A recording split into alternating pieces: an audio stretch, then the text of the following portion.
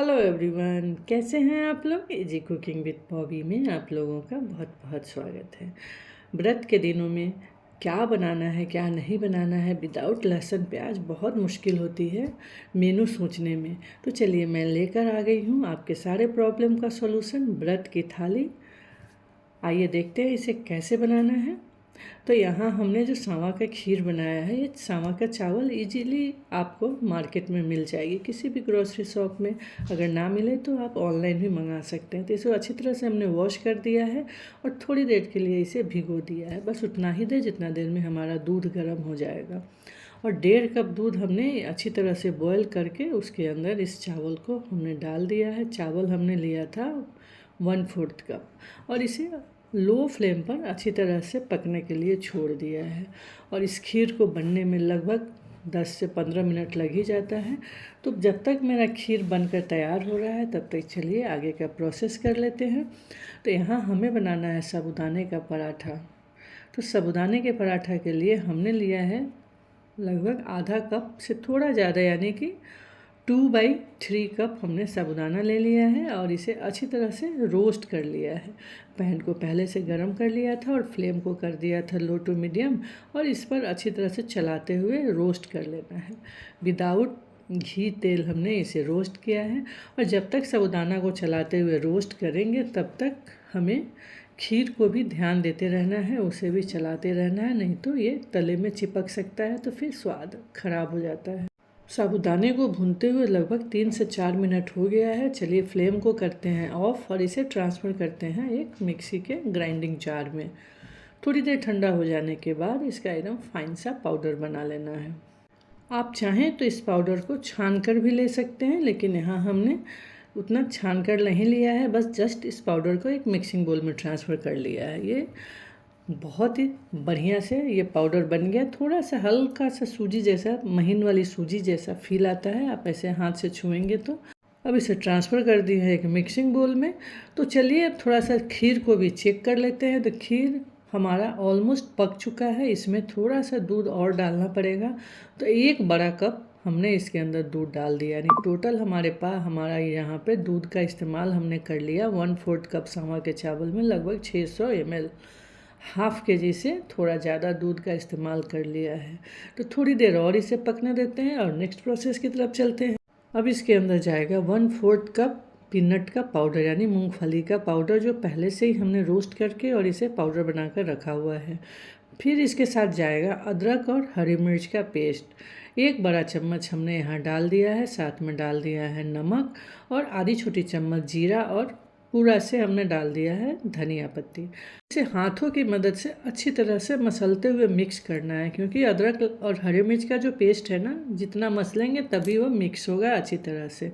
और गुनगुना पानी से इसका डो बनाना है, क्योंकि वैसे भी जो डो बनेगा ना तो वो फटा फटा ही बनता है, लेकिन अगर गर्म पानी से बनाएंगे तो थोड़ा सा स्मूथ तो हो ही जाता है। तो थोड़ा थोड़ा करके गुनगुना पानी से इसका डो बना लेना है। और हाँ, आप इन दिनों यानी कि उपवास के दिनों में, या जब आप बगैर लहसुन और प्याज का खाना बनाते हैं, तो हरी मिर्च और अदरक का पेस्ट बनाकर स्टोर कर सकते हैं और किसी भी सब्जी में, पराठे में इसका इस्तेमाल कर सकते हैं। तो चलिए बातों ही बातों में हमारा डो बनकर तैयार हो गया। इसे थोड़ी देर के लिए ढक्कन लगाकर छोड़ देते हैं जब तक कि आगे का प्रोसेस देख लेते हैं। तो देखा आपने, यहाँ खीर हमारा बनकर तैयार हो गया है। चलिए अब बारी आती है इसमें चीनी मिलाने का। तो यहाँ पर हमने इसमें कोई भी ड्राई फ्रूट्स नहीं डाला है। अगर आपका मन करे तो आप इसके अंदर ड्राई फ्रूट्स डाल सकते हैं। बस यहाँ हमने थोड़ी सी हरी इलायची का पाउडर डाल दिया है और चीनी डाल दिया है लगभग 1/4 कप। और थोड़ा सा 1 बड़ा चम्मच चीनी का हमें यहाँ पर कैरेमल बना लेना है। आप पूछेंगे कैरेमल का करना क्या है, तो आइए देखते हैं कैरेमल का क्या करना है।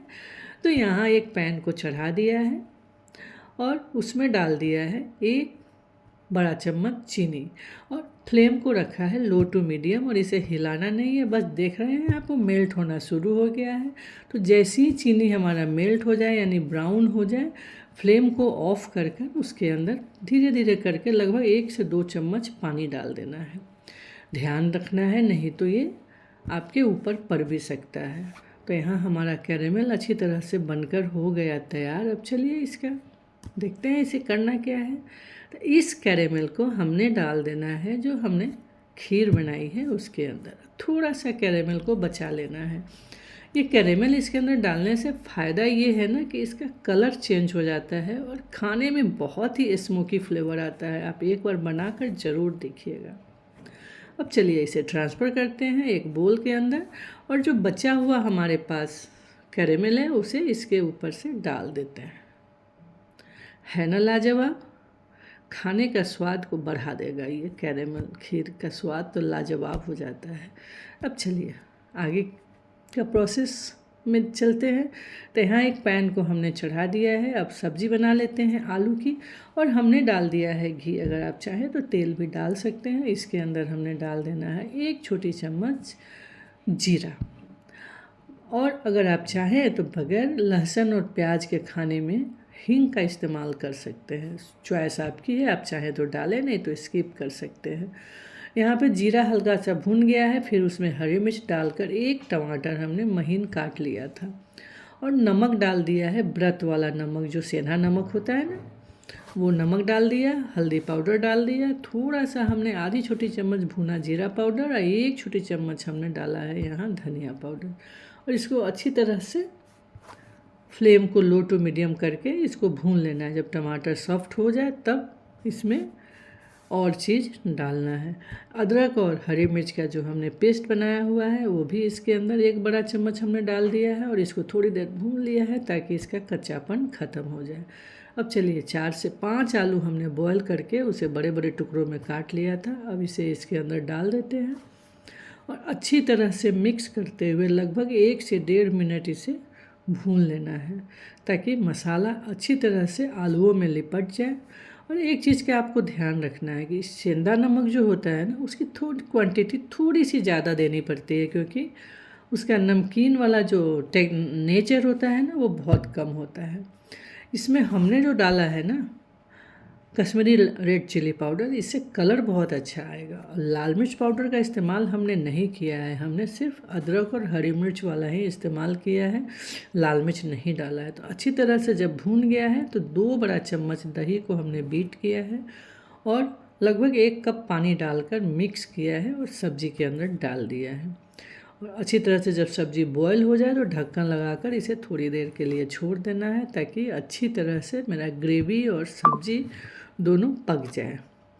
तो ऑलमोस्ट हमारा सब्ज़ी तैयार हो गया है। थोड़ा सा ग्रेवी मेरे को पतला लग रहा है। अगर आपकी चॉइस है यहाँ इतनी पतली, तो आप यहाँ पर इसे बंद कर सकते हैं। तो धनिया पत्ती डालकर 2 से 3 मिनट को इसे हमने सिमर पे छोड़ दिया है। 2 से 3 मिनट हो गया है। चलिए इसको ट्रांसफ़र करते हैं एक मिक्सिंग बोल में। अभी तो व्रत का समय चल रहा है, बट आप इसके बाद भी इसे बनाकर खा सकते हैं। एकदम लो स्पाइस ये सब्ज़ी बहुत ही टेस्टी और बहुत लाजवाब लगती है। आप कभी भी पूरी पराठा के साथ इसे सर्व कर सकते हैं। चलिए अब बारी आती है एक केले का चिप्स बनाने का। तो इसके एक कच्चे केले को हमने अच्छी तरह से पील कर लिया, और पतला पतला एक डिफरेंट शेप में हमने काट लिया है। तिरछा तिरछा आप चाहे किसी भी शेप में काट सकते हैं।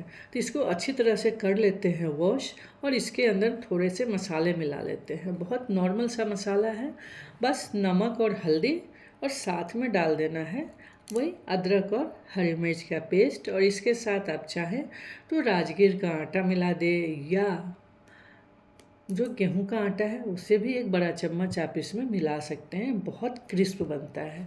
चॉइस आपकी है, आप राजगीर का आटा मिलाएं या गेहूं का आटा मिलाएं, या आप चाहें तो आपके पास रागी का आटा है, रागी का आटा मिला सकते हैं। तो अच्छी इसके अंदर पानी डालने की ज़रूरत नहीं होती है। केले का जो नेचुरल पानी होता है ना, उसी से सारा आटा अच्छी तरह से सारे चिप्स के ऊपर कोट हो जाता है। तो यहाँ हमने एक पैन को गरम कर लिया है, और उसमें थोड़ा सा तेल डाल दिया है, क्योंकि डीप फ्राई नहीं करनी है, बस हल्का सा तेल डालकर इसे सेक लेना है। और सारे केले के पीसेस को इसके ऊपर प्लेस कर देना है। आप देख सकते हैं। तो इस केले के चिप्स को आप कभी भी सर्व कर सकते हैं। आप चाय के साथ सर्व कर सकते हैं। इन दिनों नवरात्रि के दिनों में, या ऐसे भी किसी फास्टिंग के दिनों में आप इसे आराम से खा सकते हैं। ये बहुत मस्त लगता है। या आप लंच डिनर में साइड डिश के रूप में भी इसे सर्व कर सकते हैं। तो इसे उलटते पलटते हुए अच्छी तरह से सेक लेना है।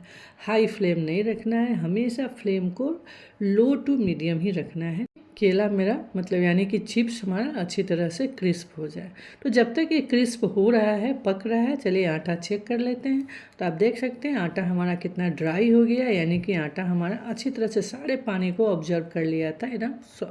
अब इसमें जो हमारे पास पहले से गुनगुना पानी बचा हुआ उसे थोड़ा थोड़ा डालकर इसको अच्छी तरह से स्मूथ कर लेना है, और थोड़ा सा घी भी डाल देना है ताकि अच्छी तरह से हमारा आटा चिकना हो जाए। इतनी देर में हमारा चिप्स भी अच्छी तरह से क्रिस्प हो गया है। चलिए इसे ट्रांसफ़र कर लेते हैं एक बोल के अंदर। और आप देख सकते हैं कितना टेम्पटिंग लग रहा है, मन कर रहा है ना कि तुरंत बनाएं और तुरंत खा लें। तो चलिए अब बना लेते हैं साबूदाने का पराठा। आप इसे करीब से देख सकते हैं कितना अच्छा दिख रहा है। तो एक पैन को चढ़ाते हैं, एक तावे को चढ़ा देते हैं गर्म होने के लिए। अब कितना भी इस साबूदाने के आटे को चिकना करके आप रोटी बनाना चाहें, ये फट फट ही जाता है। तो इस तरह से इसे एक नहीं तो ज़्यादा मोटा और नहीं ज़्यादा पतला, इसको अच्छे से घी लगा के चकला के ऊपर अच्छी तरह से इसको बेल लेना है। और एक गोल कटर से, आपके पास कोई भी कटोरी हो या कुछ भी हो, जो साइज़ में आपको रखना है उस साइज़ का काट लेना है। देख सकते हैं आप। अब चलिए हमारे पास तावा जो मेरा गरम है उसके अंदर ये इसको डाल देते हैं और घी डाल के इसे अच्छी तरह से ब्राउन होने तक सेक लेना है। आप देखेंगे कि हल्का हल्का सा ये रोटी या पराठा जो भी आपका ये फूलने लगता है, यानी कि पूरी तरह से तो फूलता नहीं है, लेकिन हल्का सा ज़रूर से ये सीखते सीखते फूलने लगता है। तो इसी तरह से बारी बारी से हमें जितने भी पराठे बनाने हैं सारे बना लेते हैं। तो इसी तरह से पलट के उलट के इसको सेक लेना है। तो चलिए जब तक हमारा ये पराठे बन रहे हैं, आपसे एक छोटी सी रिक्वेस्ट कर लेते हैं। अगर आप मेरे चैनल पर नए हैं तो प्लीज़ इसे सब्सक्राइब ज़रूर कर लीजिएगा, बेल आइकन को भी हिट कर लीजिएगा ताकि आपको हर वीडियो का नोटिफिकेशन मिल जाएगा। अगर वीडियो पसंद आती है तो अपने दोस्तों के संग शेयर ज़रूर कीजिएगा और कमेंट करना बिल्कुल नहीं भूलिएगा। आपका फीडबैक का हमें बहुत इंतज़ार रहता है। तो चलिए बातों ही बातों में हमारे पराठे बनकर हो गए तैयार। आप देख सकते हैं कितना बढ़िया दिख रहा है पराठा, और खाने में बड़ा मस्त लगता है, एकदम क्रिस्प, ऊपर से क्रिस्प अंदर से सॉफ्ट, बहुत लाजवाब।